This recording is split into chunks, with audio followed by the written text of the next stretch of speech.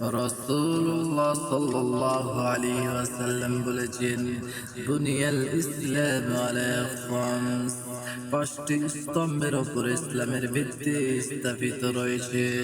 এক নম্বর হচ্ছে শাহাদাতি আল্লা ইলাহা ইল্লাল্লাহ ওয়া আন্না মুহাম্মাদান আবদুহু ওয়া রাসূলুহু, সাক্ষ্য দেওয়া যে আল্লাহ ছাড়া সত্য কোনো মাবুদ নেই এবং মুহাম্মদ সাল্লাল্লাহু আলাইহি ওয়াসাল্লাম তার বান্দা ও রাসূল।